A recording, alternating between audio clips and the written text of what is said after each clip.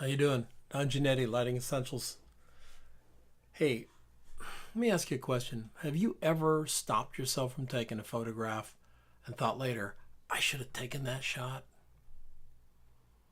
Excuses and reasons abound for not taking a photograph that's right in front of us. Not the right time, not the right lens, not exactly what I had in mind, not as good a shot as I wanted from this, blah, blah, blah, blah. I can't use it in my portfolio. I've heard them all. I've said all of them. They seem on the surface to be kind of valid. It's like, well, I don't have the right lens to get what I need, but it's not. It's just something else. I think it's fear. I think it's fear of failing, not measuring up. A fear that somehow taking that photograph right now that maybe isn't a portfolio photograph is not worth your time. Or you'll be questioned by why you took it. First of all, I don't think failing's a bad thing. On the contrary, I think it's a good thing. I think the more you fail, the more you succeed, because you learn from your failures.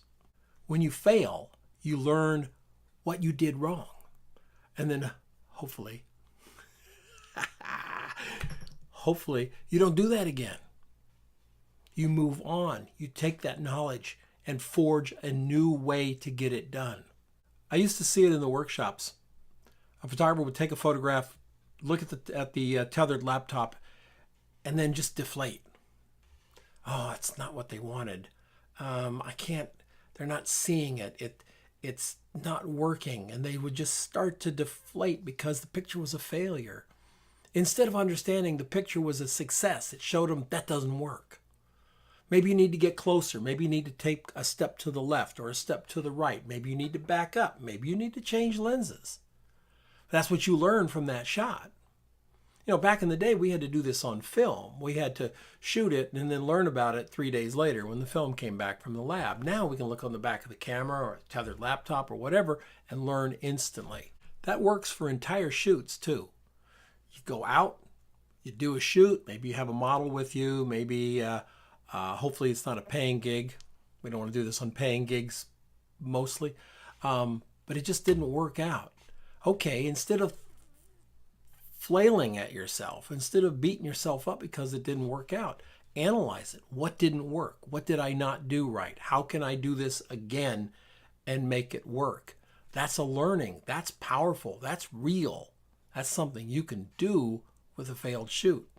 And sometimes the failure is not to push yourself hard enough. I've seen photographers, and I've taught photography for a long time. I've seen photographers walk up to a scene or a set and stand there and make a shot, make it 2 or 3, look on the back of the camera, and walk away. What? Are you kidding? You make a shot, you get down low, you come up, you get up high, you do a vertical, you do a horizontal, you get in close, you pull back. The whole idea is to find that image. It's in front of you, and it's hiding sometimes. It's not really, right there. You have to dig it out with that camera. You have to pull it out with that lens. That's how you dig and find a photograph worth making, by looking at your failures and adjusting and adjusting and adjusting until it all works. It's not magic. It's work. Another reason you should make photographs is that making photographs is taking action. Questioning yourself is not taking action. Censoring yourself and not getting the camera out to make that photograph, that's real inaction. And the only way you can move forward is by taking action. The only way you can get better, the only way you can make your business stronger is by taking action. Action should never be substituted by sitting on the sidelines whining. Ever. Ever. One of the worst ones, and one that dogged me for quite a while, was the one where we say it's not portfolio material. Maybe it's a great sunset, and you go, oh, look at that sunset. And then there's this little voice. Little bastard lives right up in here, and he goes, oh, well, you can't use that in your portfolio because you don't shoot sunsets. And this beautiful sunset that's in front of you becomes like, well, okay, well, I won't photograph it because I'm not a sunset shooter and it won't go in my portfolio, which is an all-time stupidest idea ever for not taking a photograph. What's it going to hurt? Especially today. I mean, even back then it was a frame of film, maybe two, if you want to bracket a little bit, whatever. But today it's just some dots and zeros on a card. Do it. I mean, what have you got to lose? It's a sunset. It appealed to you for a moment. Make the photograph. No one's going to kill you. And no, it may not go in your portfolio. So what? Is that all you do is shoot portfolio? Or are you a photographer that makes photographs? Good question, huh? Maybe this is a way to answer it. Now, I know shooting for your book is important, vitally important. I even teach class for portfolio building, and it's absolutely vital to shoot for your book. But it's also vital to shoot not for your book. If everything that you're doing is focused on, well, I got to get my book up so I can get this job, so I can get rich. You want to get rich? Get elected to Congress. Go into investment banking. This isn't about rich. This is about being a photographer. It's about making imagery, and something you have to do. It has to come from here. If it doesn't come from here, this desire to make photographs, it's going to be a very tough road. It is. I became a photographer because of freedom. I love the freedom that it gives me. I've met some of the heroes in my life. I've got to travel. I've got to have all challenges in front of me every day. It's my job to rise to meet those challenges, provide solutions, visual solutions. I just love it. No 9 to 5.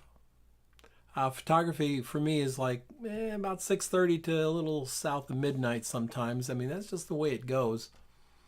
No cubicle, no parking space, no parking pass, no 2-week vacation, no 401k matched by the government or the company I work with or anybody. It's just me. If I want to take a day off, I take a day off. If I want to work 6 days in a row, 12 days in a row, or 50 days in a row, I work 50 days in a row. I love the freedom. The only way you can get that freedom is by being a photographer all the time. And stop censoring yourself. Stop beating yourself up because you're not making the photograph of the decade. The more photographs you make, the better you become. The better you become, the more viable you become as a working commercial photographer. So, friends and family, they may get on your case. They may say, why are you always carrying your camera around? Why are you always making photographs of that? And you can say, doesn't matter. It's fine. Let it go. They're not photographers. You are. I'll see you tomorrow.